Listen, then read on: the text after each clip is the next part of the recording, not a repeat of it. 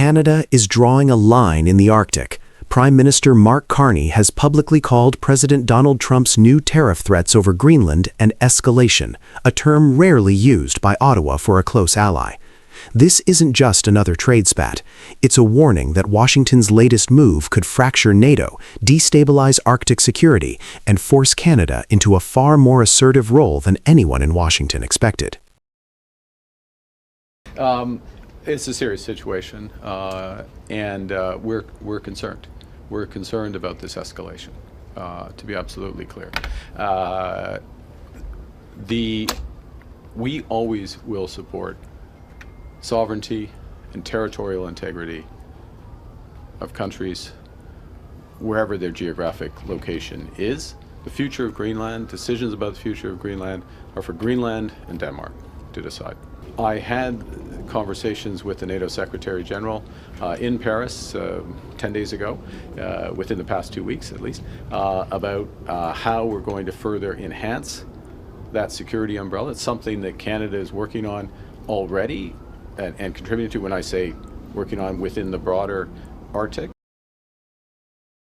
The confrontation began when President Trump announced that 8 European allies, including Denmark, the United Kingdom, Germany, France, Norway, Sweden, Finland, and the Netherlands, would face a new round of tariffs starting February 1st. The rate would begin at 10% and rise to 25% in June. The message was blunt: negotiate the transfer or partial control of Greenland to the United States or face the economic consequences. Europe reacted with the kind of unity Washington rarely sees these days. Denmark called the move blackmail. France and Spain said no democratic nation could accept such pressure. Even the UK, now trying to maintain a smoother relationship with Washington, condemned the idea of using tariffs against NATO partners to force territorial concessions. Brussels warned it could trigger a downward spiral in transatlantic relations just when the alliance is already strained. And then came Canada's turn to respond. During a press session, Carney was asked a pointed question: how can Canada accept this kind of coercion, and what will he say directly to President Trump? His answer was calm but unmistakably firm. He described the situation as serious. He stressed that the sovereignty and future of Greenland are decisions that belong to Greenland and Denmark, not to external powers. He underlined that Arctic security is a responsibility shared through NATO, not a bargaining chip for unilateral deals. And when pressed again to comment specifically on Trump, he simply replied that he would say exactly what he had just said. It was diplomacy, but diplomacy with a spine.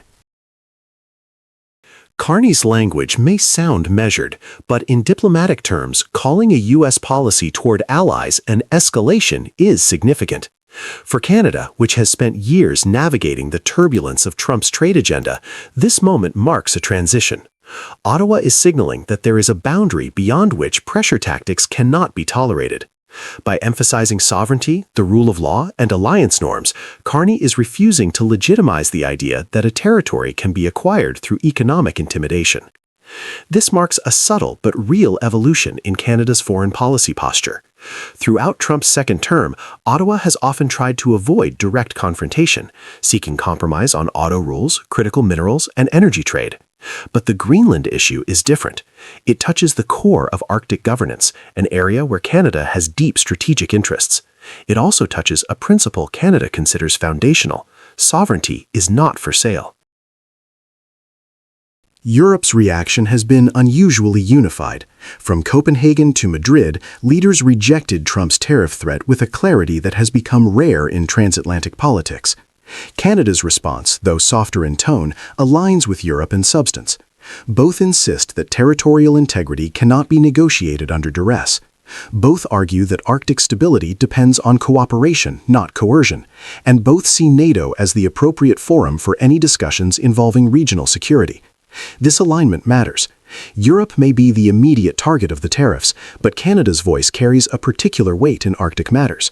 When Ottawa echoes European concerns, it signals to Washington that the pushback is not isolated. It also reminds the world that Canada is not simply a bystander in Arctic geopolitics. It is a key stakeholder with its own strategic calculus. Greenland might look like an icy outpost, but the motivations behind the U.S. strategy are rooted in long-term strategic thinking. Melting sea ice is unlocking new Arctic routes. Greenland's mineral deposits, including rare earth elements, are drawing interest from global powers, and China has expanded its activities in the Arctic, prompting concerns in Washington about long-term influence. Seen through this lens, the Greenland pressure campaign is not random. It is part of a broader attempt by the U.S. to secure dominance in the Arctic before rival powers gain ground. The problem is not the strategic ambition, it is the method. By framing Greenland as something that can be acquired through tariffs, Washington risks undermining the very alliance it needs to counter Arctic competitors. Instead of rallying NATO behind a shared vision, the tariff threat isolates the United States and puts allies on the defensive. Carney's response also reflects Ottawa's growing concern that Arctic stability is entering a more volatile phase. Canada has been quietly increasing its Arctic capabilities, from surveillance to joint operations with Nordic partners. Discussions around expanding military infrastructure in the north have gained momentum. Canada's diplomatic outreach to Greenland and Denmark has also intensified, including consideration of opening a Canadian presence in Nuuk. These moves were already underway before Trump's tariff threat, but the Greenland dispute has accelerated their urgency. For Canada, instability in the Arctic is not an abstract concern.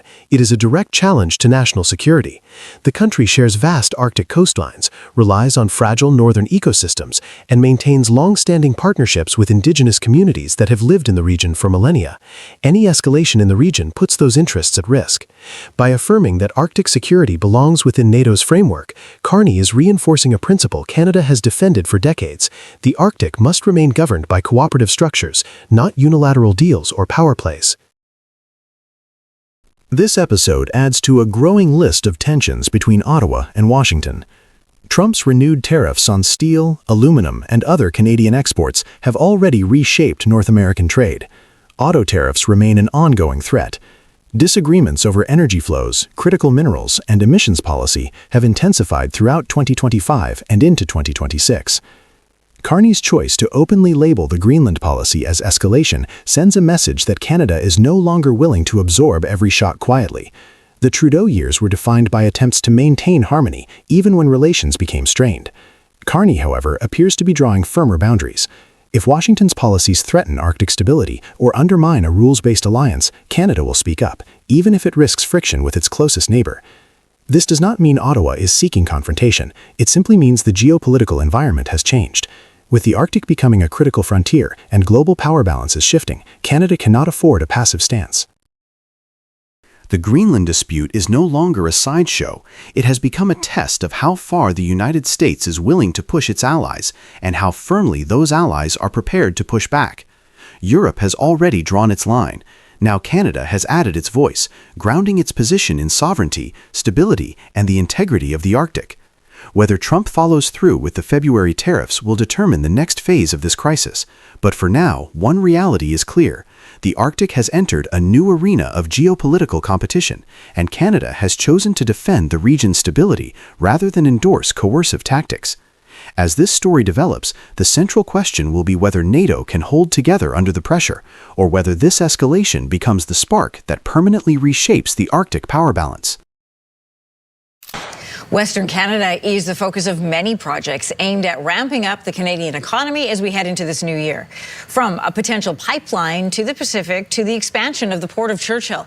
Paying close attention to these plans will be at the helm of Western Canada Economic Forum when it kicks off next month. Western Canada has stepped back into the national spotlight, and this time it isn't asking for attention, it's commanding it. In the middle of Donald Trump's renewed tariff pressure on Canada, Prime Minister Mark Carney has quietly launched one of the most strategic economic pivots in years. What looked like a set of regional development moves has turned into something far bigger. The West is no longer a frustrated observer in the Federation. It is becoming the engine Carney is using to rebalance Canada's place in North America, and with every step, Trump's leverage over this country gets smaller. The shift became clear as provincial leaders and business figures gathered ahead of the Western Canada Economic Forum. In interviews leading up to the event, the focus was unmistakable: pipelines, northern ports, diversified exports, and a renewed understanding that the prairies are no longer on the sidelines of Canada's recovery. They are the center of it. Recently, Carney signed a deal with Alberta Premier Danielle Smith, removing key federal restrictions from any pipeline built to the Pacific. For a region long frustrated by regulatory barriers and federal delays, this was the breakthrough Western leaders had demanded for more than a decade. It signaled that Ottawa is no longer resisting westward energy corridors; it is actively enabling them. At the same time, Manitoba is pushing to expand the Port of Churchill, Canada's one Arctic deepwater port and its only gateway that bypasses the entire United States. Although Churchill didn't appear on Carney's first official list of national importance projects, the expectation is that it is only a matter of timing. As Arctic shipping becomes more feasible and global demand for secure northern routes grows, Churchill is positioned to become a critical link connecting the prairies to Europe and Asia without relying on American soil. Saskatchewan brings yet another dimension to this story. The province has been hit repeatedly by trade barriers, from U.S. fertilizer and potash tariffs to Chinese canola restrictions to India's yellow pea tariffs. But instead of shrinking, Saskatchewan expanded its presence abroad, launching new trade offices across Asia and aggressively diversifying its export routes. Its leaders now describe the province not as a breadbasket, but as a full global grocery store, and increasingly as one of the world's most indispensable suppliers of minerals needed for food security and the energy transition. Taken together, these developments are not a coincidence. They form the core of Carney's emerging Western strategy, one designed not simply to raise regional economic performance, but to adjust Canada's structural position in the continent at a time when Trump is once again weaponizing tariffs across almost every sector. Carney's Western strategy is more than a group of infrastructure announcements. It is a direct, quietly deliberate answer to Trump's tariff pressure. For most of Canada's modern economic history, the United States has shaped the terms of trade. When Washington applies tariffs, whether on softwood lumber, steel, autos, or potash, Canada absorbs the shock first, negotiates later, and adapts slowly. That pattern is now breaking. A pipeline to the Pacific fundamentally changes Canada's negotiation posture. When Reuters reported that Carney had agreed to remove a federal emissions cap for Alberta's oil and gas sector as part of a broader effort to fast-track major export projects, the takeaway was immediate. Canada is building an escape lane. For decades, nearly every drop of Canadian heavy crude has flowed south to American refiners. Trump knows this. U.S. refiners know this. It has always been one of Washington's quiet advantages. But a serious westbound pipeline frees Canada from that dependency and creates a second major market for energy exports in Asia. Trump cannot tariff what he cannot control. The Port of Churchill adds another layer to this strategy.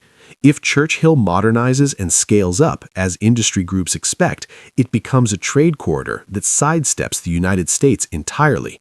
Grain, potash, uranium, critical minerals, even LNG in the future, all of it can move directly from the Canadian prairies to global buyers through Arctic waters, without touching a U.S. port, U.S. customs, or U.S. politics. In a trade war, geography becomes leverage. Churchill gives Canada that leverage. Then there is Saskatchewan, whose economic diversification has become one of the most important but underreported national developments of 2025. The province is refusing to allow foreign tariffs to dictate its economic trajectory. Instead of relying on the U.S. market and hoping for tariff relief, Saskatchewan has already built relationships in Asia and opened offices in markets that are hungry for its minerals and crops. By expanding these links, Saskatchewan reduces Trump's power to use agriculture and fertilizer tariffs as pressure points. The province is writing its own playbook and signaling something profound to Ottawa. The West is no longer waiting for permission, it's moving. All of this reshapes the long-standing issue of Western alienation. For decades, alienation was talked about as a political headache, a threat to unity, a persistent grievance rooted in Ottawa's failure to understand Western priorities. Yet this year, as noted in recent reports on the so-called resentment index, something has shifted. Yes, frustration remains high, and yes, the West still demands respect, but instead of letting resentment fracture the country, the federal government is finally giving Western Canada the tools and attention required to drive national growth. This shift is crucial because Trump's trade strategy relies on Canada being divided, constrained, or overly dependent on U.S. market access. When Canada speaks with one voice, and when the West is economically empowered rather than sidelined, Trump loses the ability to pick off sectors one by one. He cannot use auto tariffs to pressure Ontario, fertilizer tariffs to pressure Saskatchewan, and energy tariffs to pressure Alberta if the national strategy is coherent and diversified.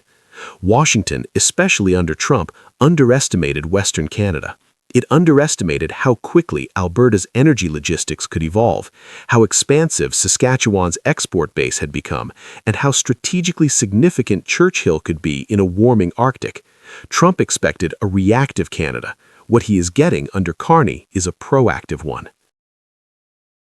Western Canada's resurgence is not simply a regional revival. It is Canada's new counterweight in a continental economic standoff. By empowering Alberta's energy corridor, advancing Manitoba's Arctic gateway, and supporting Saskatchewan's global expansion, Carney is reducing the United States' structural leverage over Canada in ways that were nearly unthinkable a few years ago. Trump will continue escalating tariffs. He will continue using trade as a political weapon. But the more Canada builds westward and northward, the harder it becomes for Washington to box this country in. So, the real question now is this. As Western Canada rises and new export routes open, does Trump have any meaningful leverage left?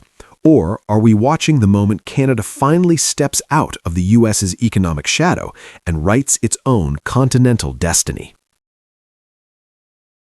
More than 300 South Korean workers were detained during that raid, suspected of living and working in the U.S. illegally. Well, this is a low point right now in at least recent U.S.-South Korea relations. And really, relations are hugely important, we know. From the perspective of companies, they will be concerned about disadvantageous treatment or facing difficulties when they're building factories in the United States. That could probably have a significant impact on direct investment in the U.S. in the future. Hyundai could choose Canada for its next major North American plant, and this is far from impossible. In fact, after the chaos unleashed by the mass deportation raid in Georgia, Canada suddenly looks like the safer, more predictable, and more strategically aligned partner for South Korea's flagship automaker. What only months ago seemed like a U.S.-centered expansion plan is now being quietly reevaluated. Hyundai's confidence in the United States was shaken, Seoul was embarrassed, and investors across Asia started asking how long they can continue tolerating the political volatility Trump has reintroduced into America's economic landscape. In this moment of uncertainty, Canada is no longer a secondary option. It is emerging as a serious contender. The turning point came in September 2025, when U.S. immigration authorities surged into the Hyundai LG battery plant in Elabel, Georgia, arresting almost 500 workers in what authorities called the largest industrial raid in modern American history. Overnight, a multi-billion-dollar clean energy project was thrown into paralysis. Construction stopped. Timelines evaporated. Hyundai's leadership was blindsided, and the South Korean government demanded immediate explanations from Washington. Hyundai described the event as shocking. LG Energy Solution called it disruptive and destabilizing. Reuters noted that several Korean corporations were now reconsidering their risk exposure inside the United States, especially in industries requiring large, specialized workforces. While this chaos unfolded, Canada was demonstrating a very different posture. At the APEC summit in Gyeongju, Prime Minister Mark Carney held substantive talks with South Korean President Lee Jae-myung. The two leaders reaffirmed their cooperation in energy, technology, defense, supply chains, and critical minerals. They signed a new security and defense cooperation partnership, an unprecedented step for Canada's engagement with Korea. At the exact moment the U.S. was breaking trust with Seoul, Canada was strengthening it. For decades, Hyundai's North American strategy revolved around the United States. The market was huge, incentives were attractive, and political conditions appeared stable enough to justify long-term investment. But that calculation changed in Trump's second term. Tariffs fluctuate without consistency. Immigration enforcement is unpredictable, and supply chains can be disrupted not by economic conditions, but by political theatrics. Hyundai's experience in Georgia has made one thing clear: the United States can no longer guarantee the stable environment a multi-billion-dollar plant requires. Every year, the risk grows, and the confidence that once anchored foreign investment is nowhere near what it used to be. Canada, by contrast, can offer exactly what the U.S. no longer can. Carney's government operates through consistent industrial strategy. Regulations are transparent. Immigration is treated as a strength, not a political weapon. And Canada's long-term emphasis on skilled labor, clean energy, and predictable policy gives investors something rare in North America: peace of mind. We have what the world wants. Take on the energy side, we are an energy superpower. Our top 5 in 10 of the world's most important critical minerals. We are a leading developer of AI. We have the resources the world needs. We have the talent to turn that potential into growth. We're a reliable partner. We're connected more than anyone else through trading relationships with any other part of the world. Canada also brings real industrial capacity to the table. Ontario remains one of the most sophisticated auto manufacturing regions in the world, supported by decades of experience building vehicles for global brands. Its supplier networks, labor force, and logistical infrastructure are already integrated with global automakers. A Hyundai plant would plug seamlessly into this ecosystem. There is also the mineral advantage. Canada holds massive reserves of nickel, cobalt, copper, and lithium, the very resources required for EV batteries. At a time when the world is scrambling for secure and friendly supply chains, Canada offers Hyundai a natural, legally stable, geopolitically aligned source of battery materials. In that sense, Canada is not just an alternative to the U.S., it is a better aligned long-term fit. Diplomacy matters deeply in industries where supply chains stretch across continents. And here, the difference between Ottawa and Washington is stark. At APEC, Trump declined to meet Carney. Carney responded by meeting Xi Jinping, Lee Jae-myung, and several Indo-Pacific leaders shaping the future of energy and manufacturing. His approach signaled that Canada is not operating in America's shadow. It is charting its own path. For Korea, Carney's tone mattered. It showed respect, predictability, and long-term alignment. When set against Trump's increasingly unpredictable rhetoric and punitive actions, Canada appeared calm and cooperative, two qualities Hyundai now values more than ever. Only a year ago, the idea of Hyundai opening a major plant in Canada seemed unrealistic. But after the Georgia raid, the logic shifted. Canada has the talent. It has the minerals. It has trade agreements that eliminate friction. It has political stability.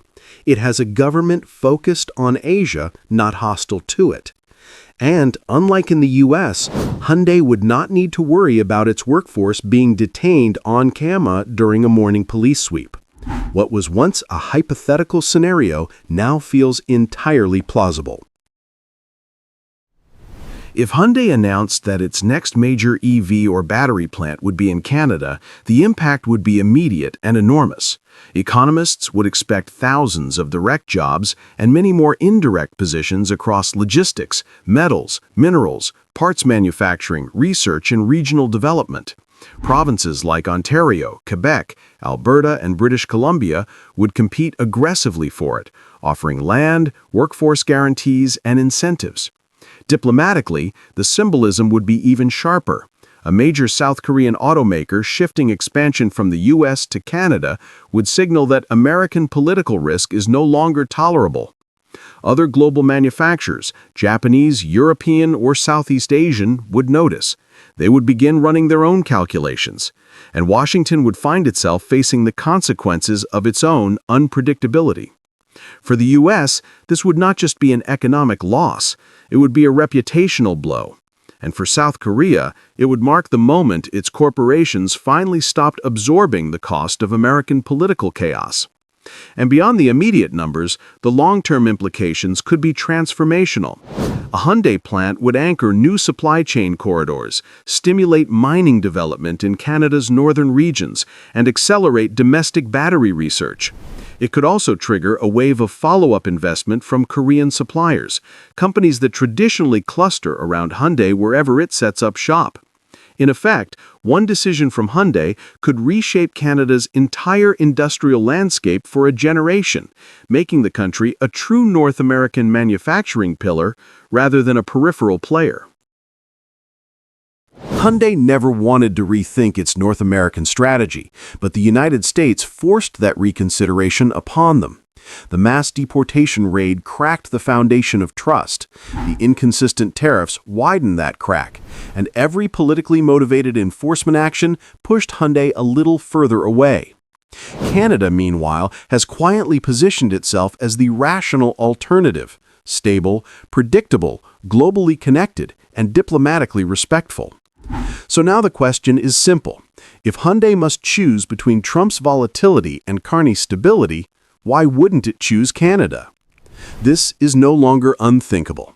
This is increasingly logical, and it may soon become reality.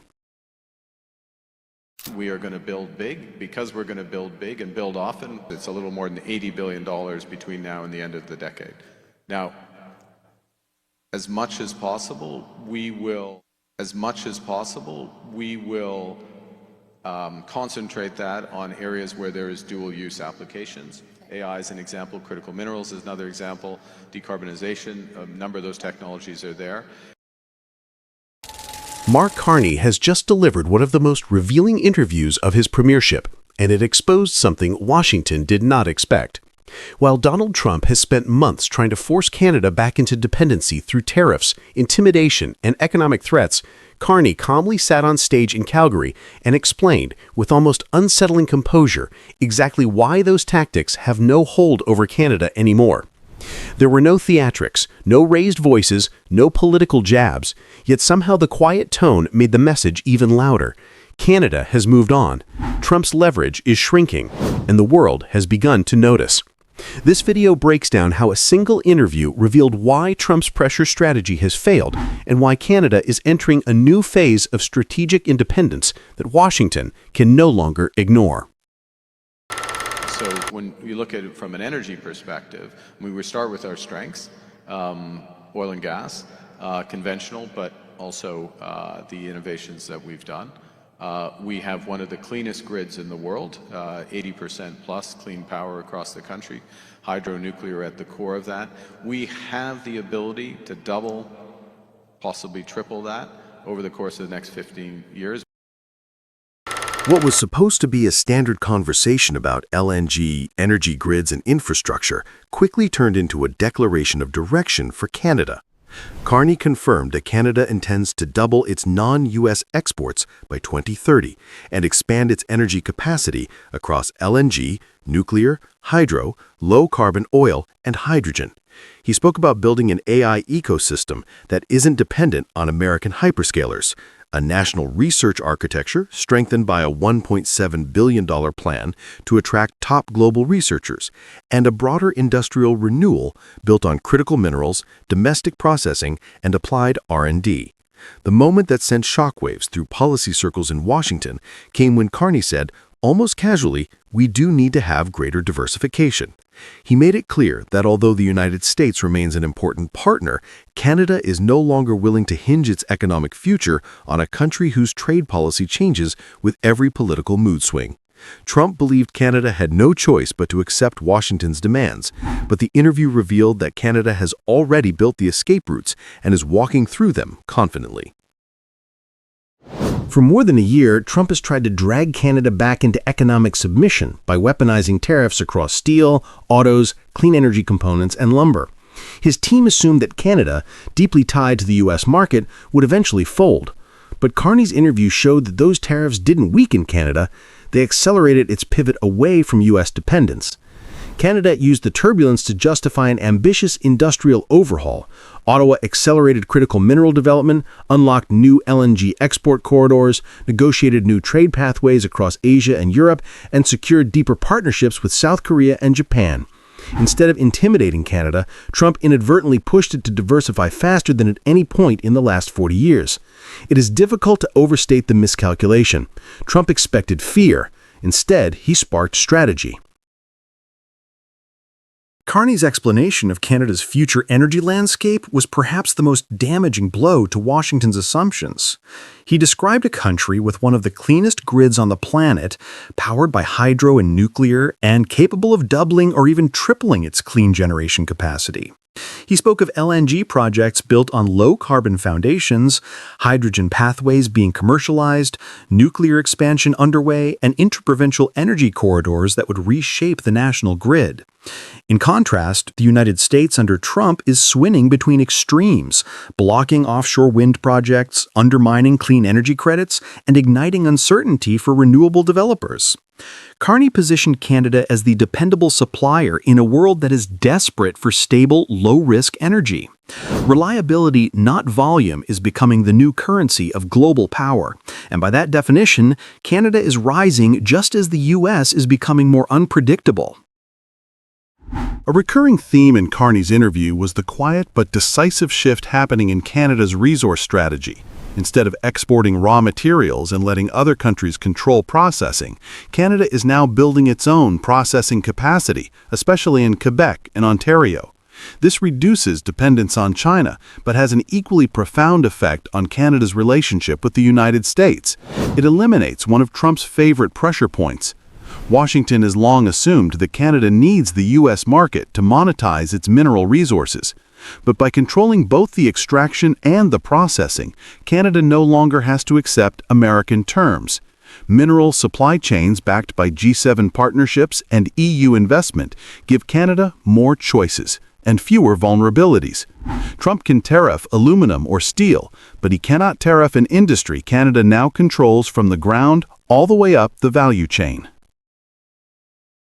One of the most striking moments in the interview came when Carney acknowledged that Canada historically loses many of its best AI graduates to the United States.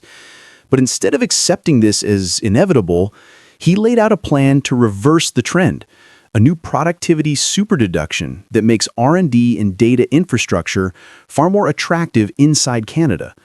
A Canadian DARPA-style agency called Borealis, a billion-dollar competition to attract 1,000 world-class researchers, and a strategy to lure highly skilled workers who are frustrated by U.S. visa chaos. In other words, while Trump erects barriers, Carney is opening doors. The U.S. is shrinking its talent pool, Canada is expanding its own. And in the global competition for AI leadership, the country that attracts the most minds wins, not the country that yells the loudest. Carney ended the conversation with a line that summarizes the new era Canada is entering. We are going to build big because we are going to build big and build often. He was talking about community infrastructure, energy megaprojects, national grids, ports in Nunavut, training centers, and the trades-based workforce needed to build a new generation of national assets. But behind the policy detail was a deeper message. Canada is no longer waiting for Washington's permission to grow. It is building its own economy, its own export routes, and its own technological base, and that means Trump's leverage is evaporating. The United States can pressure a dependent country. It cannot pressure a self-sufficient one. Carney's interview wasn't loud, it wasn't dramatic, it didn't attack Trump directly, but it didn't have to. The quiet confidence of his answers revealed that Canada is entering a phase where U.S. pressure simply doesn't work anymore. With a diversified export strategy, a rising clean energy platform, a controlled mineral supply chain, a revitalized research ecosystem, and a talent strategy that turns America's immigration turmoil into Canada's opportunity, the old dynamics no longer apply. So the real question, and the one Canada's allies and rivals are now asking, is simple. If Canada continues to rise at this pace, what happens when Washington realizes it no longer holds the senior partner position in this relationship? Canada's transformation has already begun. Trump just hasn't caught up to it.